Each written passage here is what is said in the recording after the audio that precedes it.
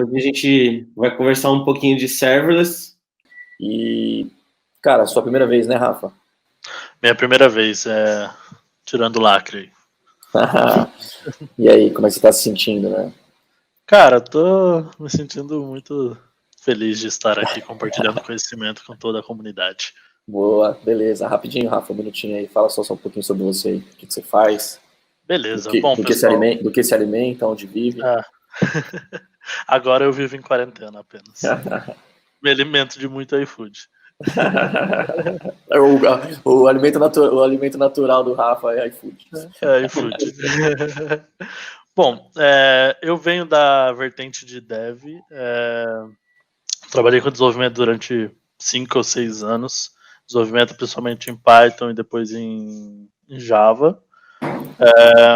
Depois eu entrei em infra. Hoje eu trabalho com Nada Rede já há alguns anos. Tanto na parte infra, tanto na parte de dev. Então, juntando tudo, sou um DevOps. E é isso sobre mim. Vamos lá? Bora.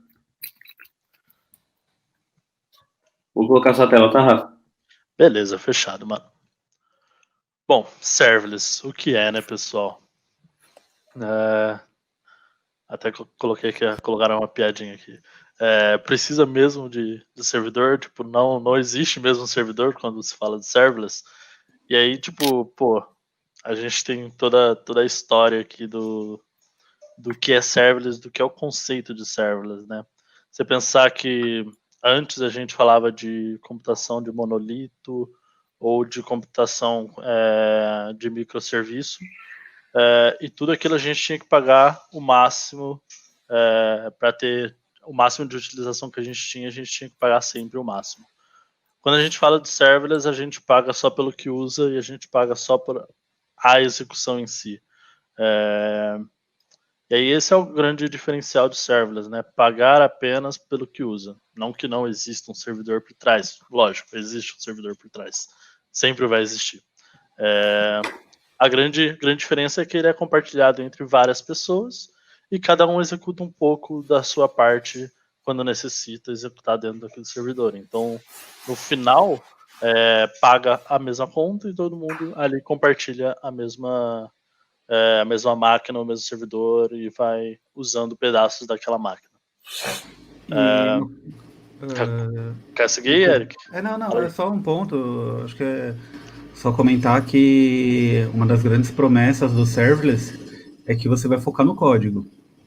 Tá? Uma das promessas que se faz é que o foco vai ser maior em desenvolvimento e não em provisionamento de infraestrutura. Exato. Então, isso é importante. Focar em regras de negócio, né?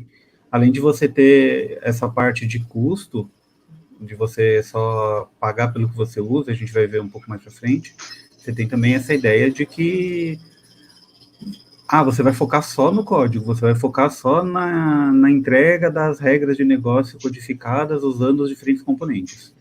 Exato. Acho que talvez um nível de granularidade maior nisso que o Rafa falou, porque, por exemplo, se a gente pega um EC2, por exemplo, né, de certa forma, é recurso compartilhado, né, é uma VM, vamos dizer, dentro de um host que está compartilhado com mais de uma pessoa, mas não é serverless, né? Então, acho que é a união dessa granularidade na menor unidade possível hoje, né, que é tempo de execução, quantidade de requisições, tal e tudo mais. Memória, né? Uso do recurso. Isso, uso do recurso específico. E a cerejinha do bolo é não se preocupar com o servidor, né? Então abstrair totalmente a parte de servidor e você não precisa nem saber o que está rolando ali, se é Windows, se é Linux, se é FreeBSD, se é IBM AIX, você não quer saber o que está rodando ali embaixo, você só manda o teu código ali e quer que rode, né? Isso aí. Bom, aqui é um pouco da história do que a gente tinha antes, né? Acho que o Flávio e o Eric aí já trabalharam muito mais com com esse tipo de arquitetura. Pode falar até um pouco mais os exemplos e as dores de cabeça disso tudo, né? Você tá chamando a gente de velho, é isso? Basicamente isso. Bom, indiretamente. Eu vou ignorar a provocação e eu vou lembrar de uma coisa que a gente estava falando ontem, quando estava falando de DevOps, que era uma das dores de cabeça que a gente tinha no começo, que era o provisionamento dos diferentes serviços que envolviam uma aplicação. Então, uma das dores de cabeça que a gente tinha quando você tinha separação de programadores e operações era: eu preciso de um banco de dados, beleza, vai demorar 2 dias. Ah, mas eu preciso, a minha instância RabbitMQ não tô conseguindo chegar nela. Ah, é porque você está fora da rede, aí vai demorar. Entendeu? A gente tinha um primeiro momento, então, em que, se eu quisesse ter 4 serviços rodando, eu possivelmente ia precisar ter ou 4 VMs dentro de um colocation, ou dentro de uma máquina grande, ou eu vou precisar ter 4 máquinas, ou num cloud, no começo, eu iria ter 4 instâncias, 4 Ubuntu rodando cada uma coisa, e eu configurava tudo isso, tá? Essa acho que é a primeira ideia. Quer complementar, Flávio? Ou pedir o pessoal de Ops configurar, e eles pediam um SLO lá de um mês, né? Mas acho que é isso aí. E lembrando que sempre por baixo você tinha um sistema operacional. Então, por mais que você tenha facilidade de levar isso em cloud, né, na AWS e outras clouds, você tem a facilidade de criar, você acaba sempre tendo que passar por alguém de Ops que tem conhecimento do sistema operacional. Né? O cara fazer o tuning do sistema operacional, fazer os ajustes, tudo isso. Isso é uma grande dor que serverless vem para cobrir, né? A gente vai falar um pouquinho dela. Uhum. Antivírus, tuning, né? Tudo isso, né? Toda aquela parafernália de agentes que vai ter dentro da máquina e tudo mais. Né? Uhum. Muitas vezes também o tuning do Nginx ou o tuning do própria linguagem, né? Por exemplo, PHP, você tem que fazer várias coisas ali para ele abrir sessão, fechar, gerenciar o pool de sessão. E às vezes todas essas configurações elas demoram até você pegar o jeito, né, de fazer, até a coisa ficar bem, afinal a qualidade fica boa, né? Sim, do sistema operacional né, das aplicações servidoras, vamos dizer assim, né, Apache, Nginx, PHP, Node, NPM e tudo mais. Então requer uma quantidade de conhecimento muito maior, que em geral tá na mão da galera de Ops. Exato. E menos na mão da galera de Dev, né? Uhum. Beleza. Bom, eu trouxe aqui um pouco para falar sobre a arquitetura de software em si, a evolução dela, né? Antes a gente tinha a infraestrutura as a service, né? Onde você tinha o seu monolítico, e aí você subia aquele blocão de código onde era junto front-end com back-end, recebia tudo, você tinha tudo na mesma máquina, era só uma máquina, era muito difícil também escalar essa infraestrutura horizontalmente, porque muitas vezes você gerenciava a sessão, você salvava arquivo dentro da própria máquina, então você conseguia fazer uma escalabilidade vertical, então você sempre ficava comprando mais recurso, comprando mais memória, comprando mais CPU, crescendo aquela máquina. Então, beleza, antes a gente tinha isso, depois a gente passou para nossa plataforma as a service, que aí a gente começou a separar as coisas, separar em microserviços, onde você tinha um microserviço responsável por cada um das suas funções, um para usuário, um para regra de negócio, cada um tinha seu banco, e agora a gente está indo para serverless, onde a gente tem função como serviço, né? Então, cada função executa a sua parte, cada uma tem a sua API, e aí executa, desliga, para de pagar. Então, você paga realmente pelo que você usa, né? Só um adendo. Só um adendo aqui, né? Isso que o Rafa falou, mais ou menos o histórico, que a coisa veio vindo, né? Lá de on-premise, depois para IaaS, depois para PaaS, né? Onde você tem já meio que a plataforma pronta ali, do tipo, um banco de dados pronto, um Elastic Cache, um Redis pronto, um serviço de fila pronto, né? Quando você tem ali plataforma como serviço.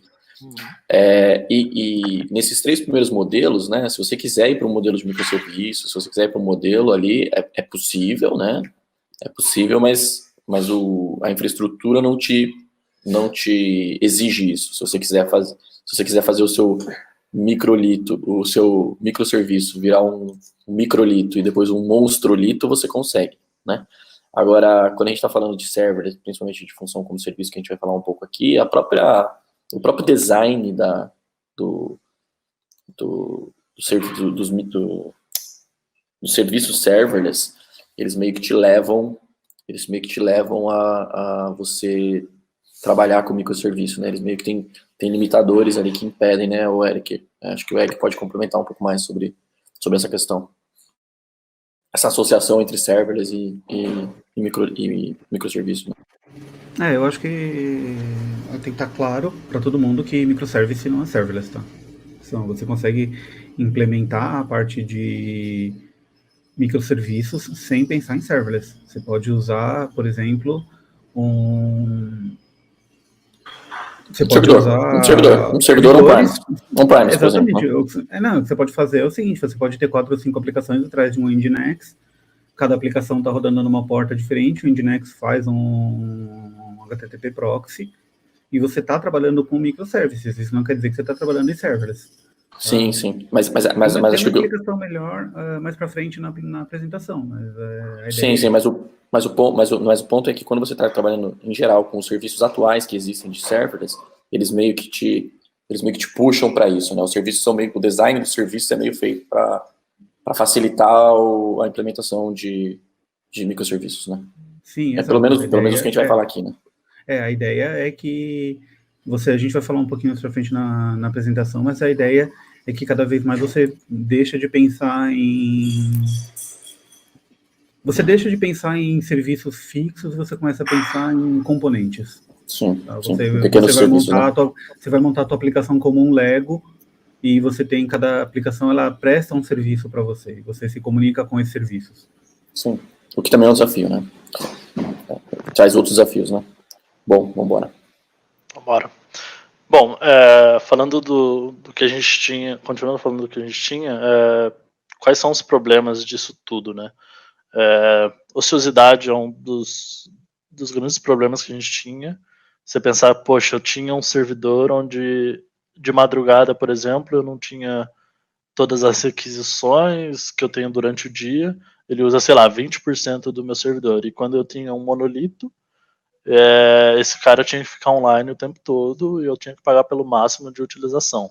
Mesmo indo para microserviço, onde você pode diminuir o ambiente aí e escalar horizontalmente, você tinha que manter aquilo online, aquilo funcionando, pelo menos para aguentar algumas requisições durante a madrugada. Então, você pagava realmente por uma ociosidade de recursos que você não usava e aquilo ficava lá, gastando sua grana, né?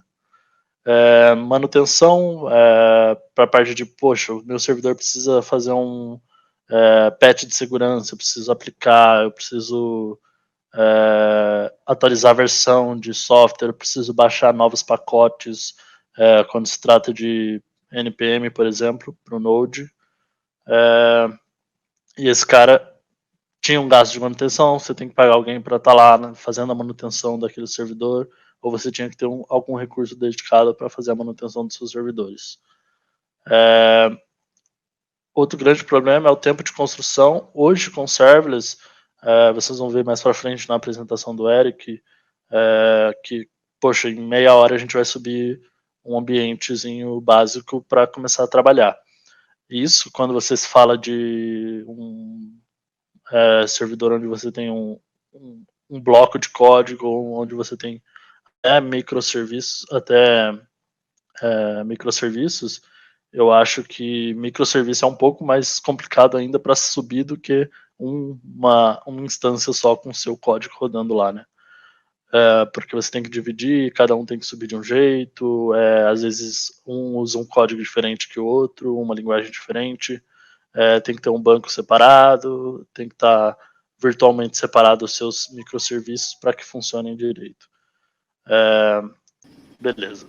Bom, só terminando a parte do deploy, eu vou falar um pouco mais para frente do deploy para serverless, mas também é um grande problema porque você tem que ter uma instância, se a gente falar tipo no Jenkins, por exemplo, você tem que ter uma instância ligada 24/7 para poder fazer o deploy. Por mais que seja só a instância do Node Master, você tinha que ter isso considerado no seu custo para que fique ligado lá 24/7, né? Exato. Lembrando que a gente pode ter, que a gente já tem, né?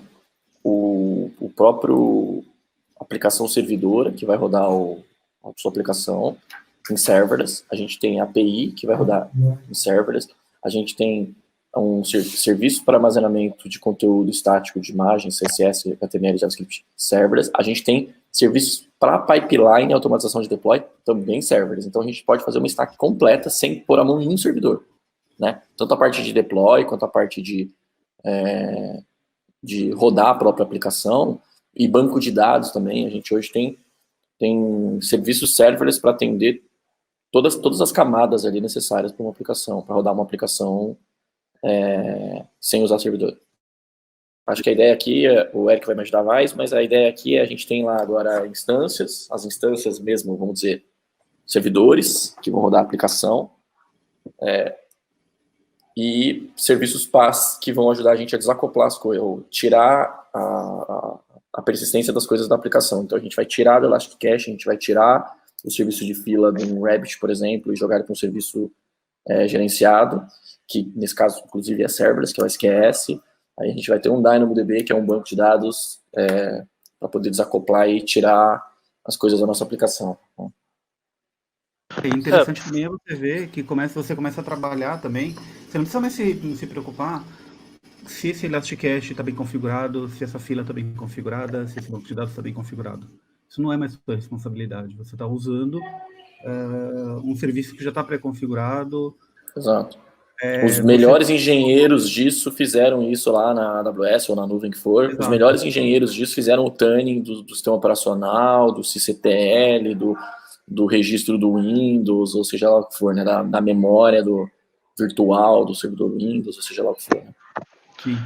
Se a gente olhar essa evolução, né, a gente começou a trabalhar com SQS, com SNS um pouco antes de começar a falar de serverless, mas esse conceito do SQS, ele já é serverless, né? Você usa ali, ele manda mensagem, você não paga mais por aquele serviço. Então, ao invés de você implementar um serviço de fila, um RabbitMQ, e ter o seu servidor, você tinha só um serviço de um serverless ali para fila, né? Sim, e aí exato. já começa que roda embaixo? a evoluir, né? Exato. O SQS é um serviço de fila, de enfileiramento, né? Para você desacoplar a troca de mensagem entre aplicações. A pergunta é, qual sistema operacional roda no SQS? Ninguém faz Sei ideia. lá, cara. Nem quero saber, né? Quantas máquinas tem provisionado para aguentar o seu pico de acesso, cara? Não sei, não quero saber. Acho que é por aí, né? Beleza. Aí, nesse momento aí, né? Quais os problemas e quais as soluções, né? Toca o barco aí, Eric. Você que tá vendo a tela, o Rafa não. Legal. Bom, os problemas que a gente continua tendo é um pouco de ociosidade na aplicação, na instância da aplicação. A gente continua tendo problema, um pouco de manutenção também na instância da aplicação. O tempo de construção de ambiente ainda é um problema, porque a instância da aplicação ainda precisa ser configurada, e aí você começa a ter uma complicação que é como é que eu faço essa instância conversar com os serviços. Isso é um desafio que começa a aparecer. Mas você já tem algumas soluções aparecendo, que é para serviços comuns, serviços que não são os personalizados para a tua aplicação, você não tem mais tempo de manutenção, muito pouco, tá?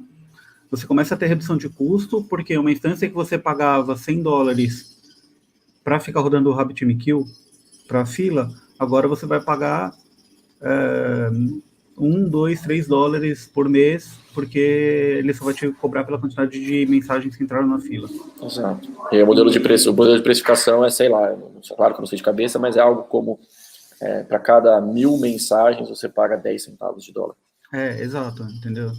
E você tem um terceiro ponto, que é um ponto que começa a fazer serverless funcionar de verdade, que é a velocidade de disponibilidade de recursos, que é quanto tempo demora para colocar um banco de dados no ar? Quanto tempo demora para eu disponibilizar um serviço de fila? 3 minutos, 5 minutos, entendeu? E você consegue deixar isso de forma programática também. O teu deploy, ele pode fazer uma parte do seu deploy, ele pode ser construir esses itens, ou apagar e criar de novo se for necessário. Tá? Então você começa a tirar um pouco da parte de operações pesada e focar que serviço eu preciso para construir a minha aplicação. Então, uma coisa que eu vejo olhando para a parte do software em si, das linguagens, da evolução das linguagens e da forma que você faz software hoje, é que antes a gente precisava de muito recurso de memória, de CPU para rodar um aplicativo, uma aplicação, né? Quando a gente quebra, a gente diminui a quantidade de recurso que a gente precisa e aí fica mais viável fazer serverless funcionar, né? E ser barato do jeito que é. Exato. Mesmo que você tenha uma estrutura sem servers, mas é que ela que seja autoescalada, ou seja, que você crie servidores e apague servidores sob demanda, né? Que a gente chama de autoscaling. Quando você tem uma campanha muito pesada, e eu já tive a oportunidade de participar desse tipo de coisa com o Eric, você tem ali do segundo 0 para o segundo 2, para o segundo 1, 50 mil acessos. Não dá tempo de você autoescalar e criar servidores, né? Então você tem que trabalhar dentro de uma camada de cache na frente, usar outras técnicas para você poder segurar e desacoplar. Com serverless, isso expande, a gente vai falar um pouco mais, mas assim, com serverless, por exemplo, com sistema de filtro, com SQS, por exemplo. O RabbitMQ, que era um problema lá no passado, ia chegando todas as questões, eu ia mandando para fila. O meu servidor de Rabbit precisava aguentar uma carga grande. Quando eu uso SQS, cara, o SQS vai responder. Por quê? Porque o limite é o meu cartão de crédito. O limite é o billing. E como eu vou pagar, talvez um valor muito caro, por exemplo, nesse intervalo de 1, 2, 5 minutos, talvez eu pague, se eu tiver uma carga muito pesada, talvez eu pague $10. Mas quantas vezes isso acontece no meu mês? 2, 3, 10, 20? Mesmo assim vai ficar extremamente barato. Por quê? Porque a ideia desse tipo de serviço para a Amazon, ela é ganhar no volume e cada um pagar efetivamente pelo que usa. Agora, à noite, que não está acontecendo nada, você está pagando 0. Né? Essa aqui é a sacada. Ou, num dia de mais marasmo, né, uma operação que, em função do coronavírus, está operando menos, pode ser uma operação que em um dia custa $1.000 e no dia seguinte, porque não tem muito volume, custa $0. É isso aí. Se a gente olhar o lado da Amazon, né, pensando nessa questão de custo, a gente pensa, mas por que uma empresa vai vender o recurso tão barato, né? Porque, a gente tem um limite de capacidade física de servidor, um limite de servidor que a gente pode colocar dentro de um local, a gente tem toda a questão de energia, de refrigeração daquele ambiente. Então, quanto menos recurso a Amazon comprar físico e quanto mais ela puder compartilhar entre os usuários, melhor para ela, certo? Exato, e na verdade na otimização ela também acaba ganhando, né? Porque se você parar para pensar, se a gente fizer o cálculo no detalhe, um serviço serverless, ele acaba sendo mais caro do que um serviço não serverless. Qual é a diferença? A diferença é que o serviço não serverless, você paga por ele 24/7, pelo menos uma parte dele. No serviço não serverless, você paga ele só por uso efetivo. Então acaba ficando mais justo. Quem usa mais, paga mais. Quem usa menos, paga menos. E no frigir dos ovos, certamente a Amazon vai ganhar ali, por, sei lá, vou dar um exemplo. Tá? Por clock de CPU, ao invés dela ganhar 1 centavo, ela ganha 2. Mas você só vai pagar quando você usar aquele clock de CPU, né? Exato. E aí a gente vai para uma parte nova, que é onde a gente chegou, onde a gente está agora. A mudança que tem em relação ao outro desenho aqui, é que tem um negócio chamado função. Basicamente onde roda a aplicação, né? Exatamente, esse é o ponto. A gente tem... eu estou só me preparando porque no próximo slide tem um ponto bem interessante em relação a isso. Mas antes eu queria mostrar para vocês que a mudança ela é sutil, de um ponto a outro. Mas essa sutileza da mudança tem a ver com isso. Tá? Tem a ver com o começo da disponibilização de um serviço de função como serviço, FaaS, Function as a Service, que é a promessa de que você vai pegar o seu código e vai falar, olha, eu preciso que toda vez que eu tiver uma chamada, eu quero que esse código rode e o meu limite para que esse código rode é 1 minuto e o que eu preciso no máximo é de 128 MB de memória. Tá? E nesse momento, se eu tiver 100 eventos de início, 100 eventos de chamada dessa função, ele vai me rodar essa função e vai me cobrar por essas 100 execuções. Eu não estou me preocupando onde vai rodar isso. Eu não estou me preocupando que infraestrutura vai rodar isso. eu só estou querendo que ele rode essa função para mim. Como ele vai rodar, não é um problema. Tá? Esse é o ponto interessante que a gente começa, nesse momento em que a gente começa a entender serverless de verdade. O serverless que o pessoal gosta de falar serverless puro, e também começar a pensar um pouco em como é que é a arquitetura da minha aplicação. Tá? É o que eu estou dizendo. É a mudança no paradigma. Meu código na nuvem rodando sem eu precisar pensar onde vai rodar? Já quero. É o sonho de todo mundo, eu não preciso mais de instância. E aí a gente define função como serviço, que eu tenho um evento, ele vai rodar o código, devolver o resultado, registrar um log de uso e só cobrar o que foi usado. E nesse momento, a tua aplicação, ela vira gerenciada também. Então, você percebe que a tua aplicação, ela vira um componente de arquitetura como o Rabbit, como o Rabbit mudou para um SQS, como o banco de dados, uma tabela. Você agora tem o quê? A tua aplicação também ela é um componente gerenciado. Mas aí, óbvio, desde que desenvolvido de acordo com os padrões e restrições definidos pelo fornecedor. Porque o FAAS, ele te ajuda, mas ele também fala, olha, você vai ter essas restrições aqui dentro. Você vai ter, talvez você não tenha acesso a todo o file system. Talvez você não tenha acesso, se você precisar de algo que roda, a minha função aqui só pode rodar, você só pode criar uma função que roda por no máximo 1 minuto. Sim. Ou a sua função ela pode, no máximo, consumir 1 GB de memória. Sim, e aí começa aquelas questões que a gente tinha falado lá em cima, que era a coisa começa a tender para você ir para microserviço, né? Por exemplo, uma função que não roda mais do que X minutos, ou uma função que não consegue fazer mais do que uma função, quero dizer, um nó de processamento que não consegue fazer muito mais do que poucas funções, né? E aí você começa a tender a vender esse tipo de serviço hoje, não quer dizer que seja realidade para sempre, mas hoje esse tipo de serviço, como o Lambda, no caso da função como serviço da AWS, ela começa a pender você, te levar para o uso de microserviço pelo próprio design da arquitetura, né? Exato, porque você é obrigado a pensar, desculpa, Rafa, só para completar aqui, você é obrigado a pensar em pequenos pedaços de código que rodam muito rápido e têm uma responsabilidade limitada. Sim. Como o Flávio mesmo falou, serverless ele é mais caro, se você pensar na questão básica aí, serverless ele é mais caro do que você rodar o seu servidor ali. Se você for rodar o serverless, por exemplo, por 15 minutos, se você tem uma função que ela vai processar arquivo, sei lá, vai pegar um arquivo de 1 milhão, 2 milhões de linhas, vai processar aquele arquivo e ela demora 15 minutos, realmente você tem que repensar. Ou a forma que você vai fazer provavelmente vai ficar mais caro do que um EC2 rodando durante 15 minutos com a mesma capacidade computacional. Né? Exato. Aí você tem que pensar, eu tenho 1 milhão de linhas, legal. Pega aquele arquivo, distribui ele, coloca numa fila, processa de 1000 em 1000, por exemplo, no Lambda. Então tem formas de você fazer a sua arquitetura de software diferente para que funcione bem no serverless, ou você realmente vai ter que pensar se serverless é uma boa escolha ou não, na questão de custo, né?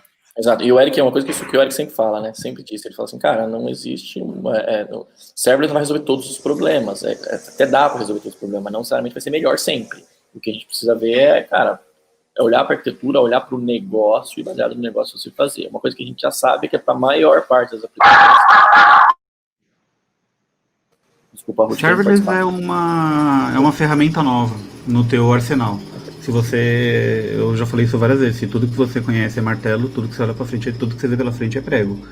Então, isso aí. E aí você pinta a parede com martelo. E aí você pinta a parede com martelo. Tem que ter uma mudança de paradigma, né? Exatamente. Pessoal, vamos correr aqui, porque senão vai sobrar vamos correr aqui pra live. Exato. Só passar os pontos aqui, mas... Tá legal, então. Aí o que eu tenho... eu vou tocando aqui, tá, Flávio? Aí, beleza, vamos lá. O que você tem de solução com o serverless? Menos tempo de manutenção em serviço comum, que é uma coisa que já tinha aparecido. A redução de custo, que aí você vai para a redução de custo brutal. Você vai de 3 instâncias que te custavam $100 para gastar $25 com acesso a Lambda por mês. Tá? Velocidade de disponibilidade de recursos, sim, aumenta também, porque agora, mesmo se um pedaço de código, eu consigo colocar ele para funcionar mais rápido. Velocidade de implantação e simplicidade eu coloquei com esses pontos de interrogação do lado, porque basicamente a velocidade de implantação e a simplicidade, eles dependem muito de quem está implementando, tá? Uma pessoa que não tenha conhecimento em como implementar isso, ela vai ter dor de cabeça e vai demorar mais. Mas isso, qualquer tecnologia. Isso não é só para serverless. E aí a gente tem dois problemas do serverless, que é você começa a ter uma arquitetura mais complexa, porque você começa a ter que pensar em mais componentes, uma componentização maior. E um problema que para algumas pessoas não é um problema, para outras que é o vendor lock-in, que é o código que você fez para rodar no Lambda, possivelmente não vai rodar no Azure Functions. Tá? Você vai ter que adaptar um pouco o código, porque as regras de deploy, as regras de funcionamento são diferentes entre os fornecedores. Tá? São produtos diferentes, são serviços diferentes, produtos diferentes, apesar de estar no mesmo grupo de produtos, né? Exatamente, eles, olhando de fora, o funcionamento é o mesmo, mas dentro de cada nuvem pode ser um pouco diferente. Tá? Exato. Eu brinco que a dor de cabeça do lock-in compensa toda a agilidade e a simplicidade que ganha. O que eu quero dizer? Se a sua aplicação vai rodar 2, 3 meses, já vale a pena você fazer ela de novo depois e pagar o lock-in. Exato, é e claro, é aquela coisa. Não é pra tudo, mas para a maior parte das coisas.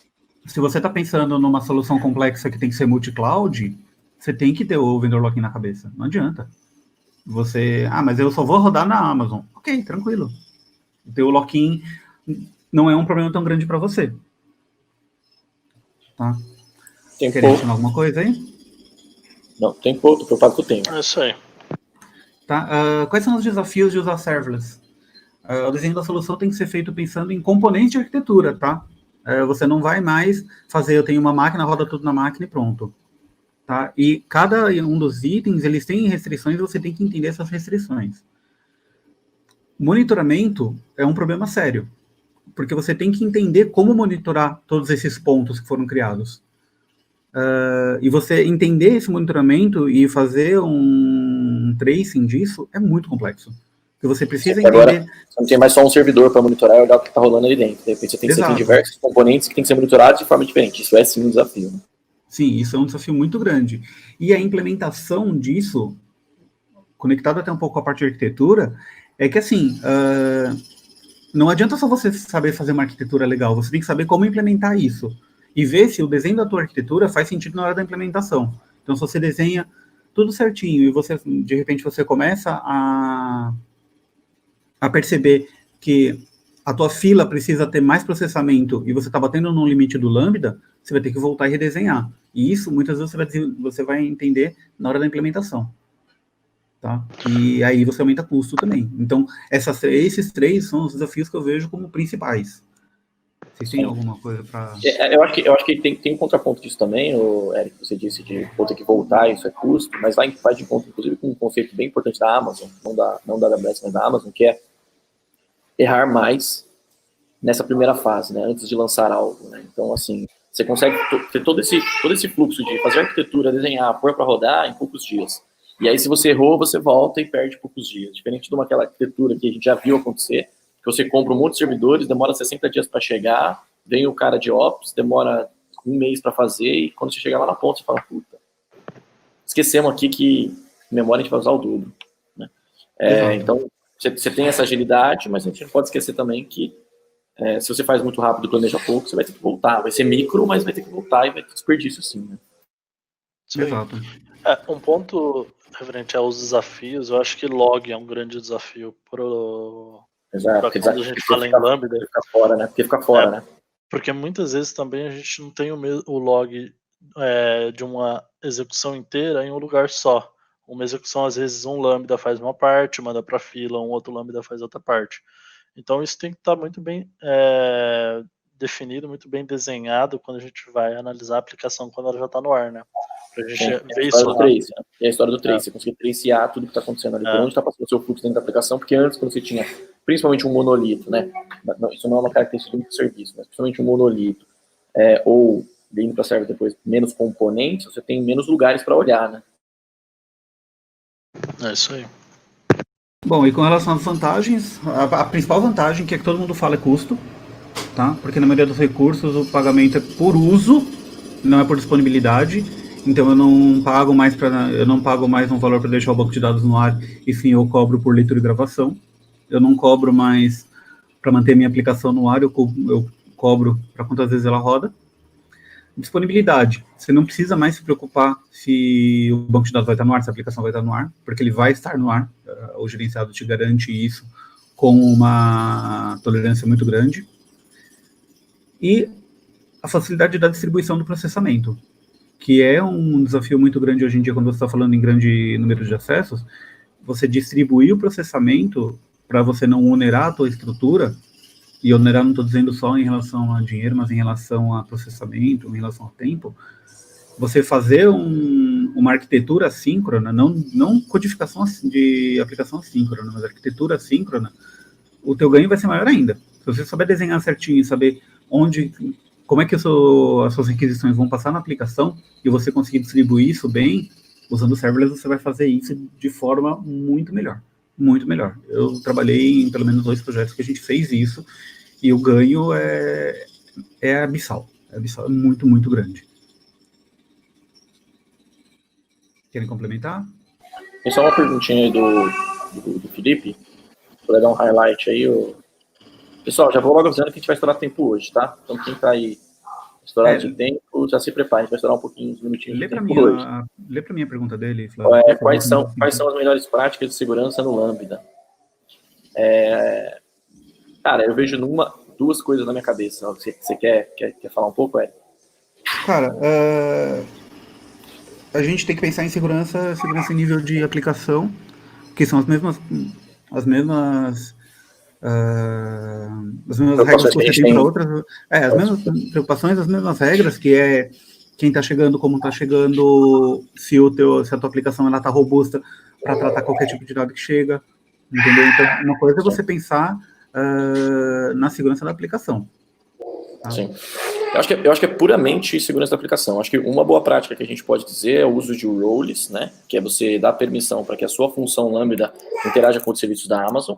Ter um cuidado muito, muito grande nessa role. Então, colocar as policies extremamente necessárias. Então, por exemplo, você não vai numa função Lambda dar uma permissão de administrador dentro da AWS. Por quê? Porque através daquela função Lambda, se ela for explorada de alguma forma, né? Tal qual um serviço que não é Lambda, se ele tiver uma role muito abrangente, o cara vai poder destruir todo o seu ambiente, né? Porque você está dando permissão de uso de todos os serviços da AWS. Então, isso é uma preocupação grande, mas é uma preocupação de tudo que você faz em todas as clouds, que é tomar muito cuidado com a role, para que você dê a política da mínima permissão, né? Que é essa sacada. A outra questão é a questão que o Eric falou da aplicação, porque se a aplicação está vulnerável, ela vai ser vulnerável sendo serverless ou não. Tirando isso, você tem muitos ganhos com de segurança. Por quê? Porque a função Lambda ela não tem acesso de fora para dentro nunca, né? Ela só tem acesso através de uma trigger, de um gatilho de outro serviço. Então, por exemplo, a gente vai mostrar na arquitetura aqui, mas, por exemplo, via API Gateway ou via um CloudWatch Events, que é o, aspas, cron da AWS, ou via, sei lá, um arquivo cai na S3 e você starta uma função Lambda. Então, diferente de um servidor, que você pode vacilar e deixar ali aberto uma porta específica tal, toda a responsabilidade de sistema operacional, SSH, esse tipo de coisa, você esquece, não tem essa preocupação. Então, você só precisa se preocupar com a aplicação e com as roles, é isso. Né? E com o que está em volta da função. Olhando para o API Gateway, que é uma das portas de entrada para o Lambda, no API Gateway a gente tem algumas camadas, e no API Gateway você pode colocar camadas de segurança complementares, como o próprio WAF. Dá para você colocar no API Gateway, e aí você já bloqueia várias coisas, várias camadas de segurança, o WAF já bloqueia. Sim, o WAF da AWS, gerenciado da AWS, ele, assim, muito facilmente você pega CSS, JavaScript, SQL Injection, Rate Limit, né, Throttle, apesar do próprio API Gateway fazer isso. Então, mas é aquela história, aí é mais segurança do API Gateway do que da função Lambda propriamente dito, né? Isso também API Gateway também é um serviço serverless, falando de serverless, né? Sim, a gente vai mostrar ele daqui a pouquinho. Tá? Exemplo, estamos aqui então, a gente tem alguns exemplos de componente AWS que são muito usados em serverless. A gente tem o API Gateway, que ele abstrai uma camada de HTTP para serviços, então você pode fazer você cria um barramento de API e você faz com que um aponte para uma fila, um aponte para um serviço no Lambda, para uma função no Lambda, que aponte para uma instância, uma porta numa instância, tá? E essa camada ela fica comum. E você também consegue colocar serviços que interceptam tanto a entrada quanto a saída desse componente a qual eu estou dando acesso. Aí você pode colocar a camada de segurança, você pode colocar a camada de autenticação e autorização, você pode fazer tratamento de dados antes e depois de chegar, tá? SQS, que são as filas, Lambda, execução de função como serviço, CloudWatch Events, que é para disparo de eventos. Então, se eu preciso criar eu tenho uma cron que tem que rodar de 10 em 10 minutos e fazer uma extração de dados, eu posso fazer usando o serverless. O DynamoDB, que é armazenamento de dados em padrão NoSQL. S3, armazenamento de arquivo, que eu acredito que é um dos mais conhecidos. E o Kinesis, para você fazer tratamento de dispatch de eventos. Tá? Ele é um pouco parecido com o que o Kafka faz. Tem algumas funções mexer. similares do Kafka, né? Só um ponto importante, pessoal, que a galera confunde muito, Lambda é o processamento propriamente dito. Eu gosto de dar o exemplo do Lambda como se fosse um .exe, ou um .py, ou um .go, que você processa, você starta ele processa e morre. Ele não dá lista na porta, por exemplo, igual um Apache ou um Nginx. Ele é só o processamento. Então, ele processa, executa e morre. Se você quiser fazer uma entrada via HTTP, você usa o APGate. Se você quiser enfileirar, você usa SQS. Se você quiser guardar arquivo, você guarda no S3. Se você quiser usar um banco de dados, você usa um banco de dados relacional qualquer ou não relacional, mas o banco de dados serverless da AWS é o DynamoDB, que você não tem sistema operacional, não tem tamanho de instância, não tem CPU, não tem memória, você só tem leitura escrita.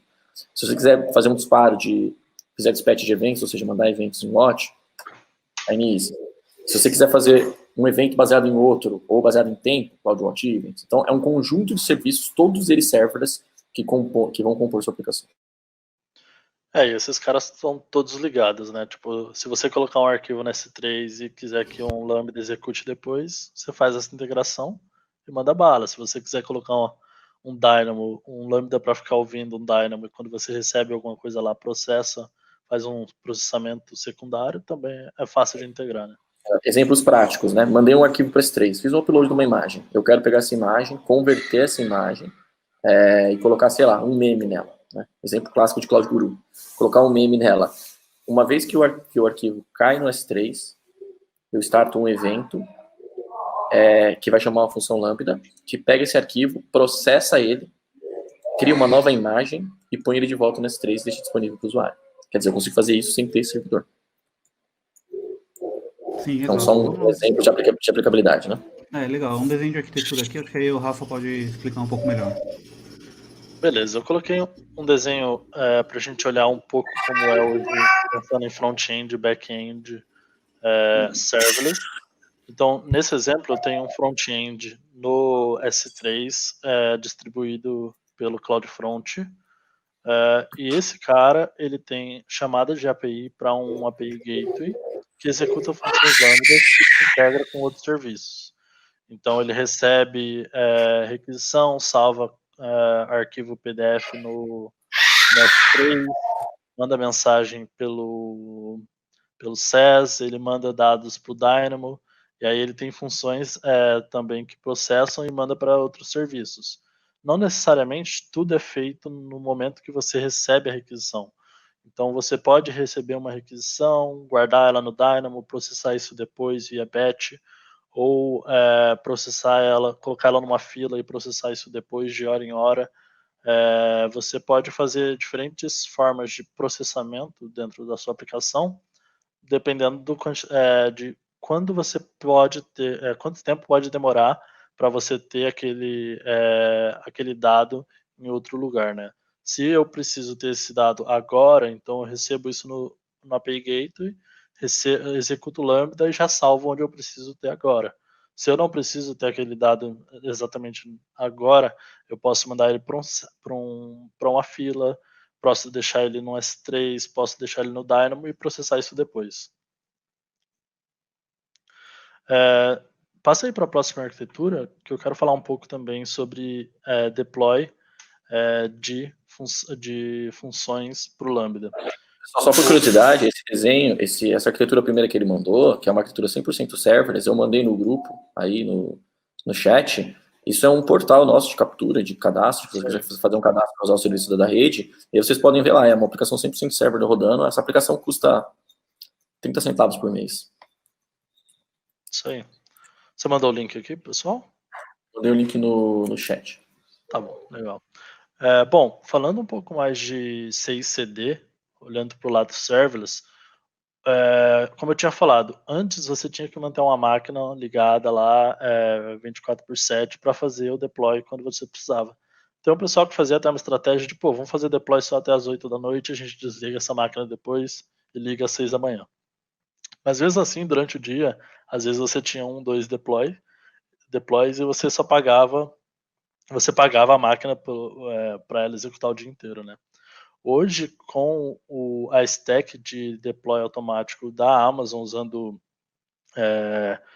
o CodeBuild, Code Pipeline, por exemplo, esses serviços também são serverless. Então, você, quando precisa fazer um deploy, quando o seu código bate lá no repositório e dispara a trigger para fazer o deploy, aí você começa a executar o seu code build, faz o build, baixa os pacotes, faz o seu zip ali do seu código e manda para S3. Depois que isso é feito, tudo é desligado e você paga pelaquela execução.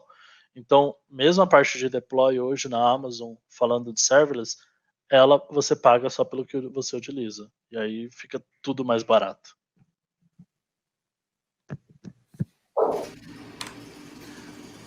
Bom, então só para a gente começar a finalizar aqui, o que é serverless? É um paradigma de arquitetura? A princípio você tem toda uma gama de tecnologias, mas ela é um paradigma de arquitetura. Serverless é um produto ou um serviço? Não é um produto, não é um serviço. Tá? Eu não instalo serverless, eu não compro serverless. É uma opção para reduzir custo? Olha tudo que o Flávio falou, olha tudo que o Rafa falou sobre você pensar em como a tua aplicação funciona. Tá? Se você aplicar bem, sim, você vai reduzir custo. Exato. Para boa parte dos casos, sim. Para todas as partes dos casos, não. Tá? É fácil de usar? Depende muito do que você quer fazer. E depende muito da tua experiência também. Tá? Mas não existe fácil. Eu costumo falar isso. Não existe fácil, existe o quanto você está querendo fazer aquilo e dedicando tempo. Tem restrição de uso? Tem. De acordo com o teu objetivo. Você não vai usar serverless para processar um arquivo que demora 40 minutos. Você não vai usar serverless para uma coisa que você Hadoop, sabe um cluster de Hadoop, né? Um processamento de BI bruto.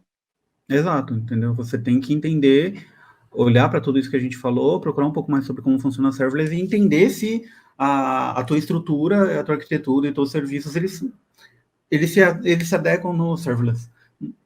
Não é só você se adequar ao serverless, e sim também ver se a tua aplicação se adequa ao serverless. Tá? Não é só uma questão de código. É bala de prata? Não é. Tá? A única bala de prata que eu conheço até hoje é competência. Então, você tendo a competência para poder fazer a implementação, você tendo competência para construir a tua aplicação, e competência para saber como as coisas funcionam, você vai conseguir entregar um trabalho direito.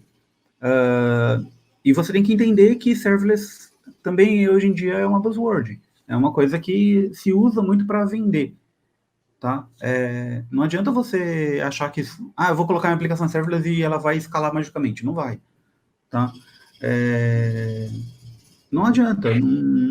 Você não vai ter, se você não tiver competência para poder fazer a implementação, e competência não estou falando só conhecimento técnico, mas equipe, tempo, tudo isso, você não vai conseguir fazer uma solução direito, você vai achar que o serverless trabalho duro, né, Eric? Trabalho duro, né? A única de bala de prata, a única coisa que certamente vai funcionar e vai fazer com que as suas aplicações rodem melhor e que o seu dia a dia seja melhor é trabalho duro, não tem jeito. Sim, né? exato. Não estou falando de trabalhar muitas horas, mas estou falando de trabalhar duro, focado, dedicado, estudar, se dedicar.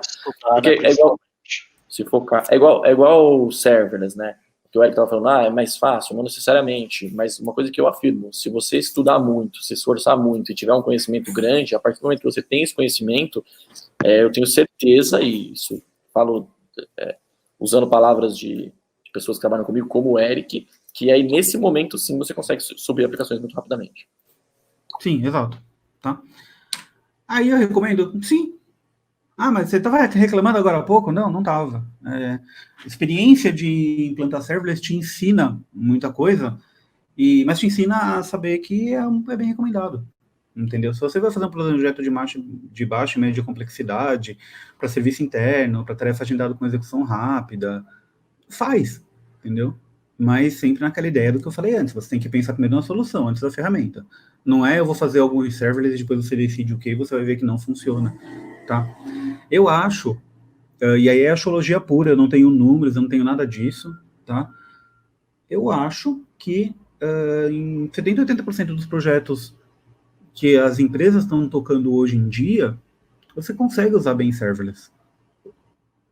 Eu não sei o que O grande, sim, isso é total verdade, tá? Isso é total verdade. A gente não tem também essa estatística, mas eu falo por rodagem aí. A gente normalmente não implementa serverless porque as limitações da aplicação são muito grandes e o esforço está muito maior no trabalho do que no uso da tecnologia em si ou da aplicabilidade para o negócio. Então, assim, a gente vê muito casos que o cliente quer pôr serverless para rodar, mas porque ele tem uma aplicação de 20 anos lá rodando, um monstrolitão que é muito difícil quebrar. O que esse cara faz? Ele pega lá, primeiro, partes menos importantes da aplicação e começa a experimentar. Vai lá sobre um microserviço em serverless e começa o monolito dele começa a consumir esse cara e aos pouquinhos ele vai quebrando. A gente usa o termo microserviçar, né? Um termo que a gente inventou aqui, que você vai levando isso para microserviços, se possível em serverless, para a maior parte dos casos traz vantagens. Eu vejo, olhando para a parte de código, de desenvolvimento, eu vejo que ainda tem uma grande mudança de paradigma que tem que acontecer na mente do desenvolvedor e da equipe que desenvolve, que para você ir de monolito para microserviço é um pouco mais fácil, porque você vai quebrando ali, você mantém a mesma regra, muitas vezes a mesma execução e faz essa quebra e coloca eles separados. Mas ir para serverless é uma mudança grande que eu vejo nas equipes de desenvolvimento que tem que acontecer. Então essa também é uma grande dificuldade que eu vejo para o pessoal implementar serverless hoje em dia. Exato, concordo 100%.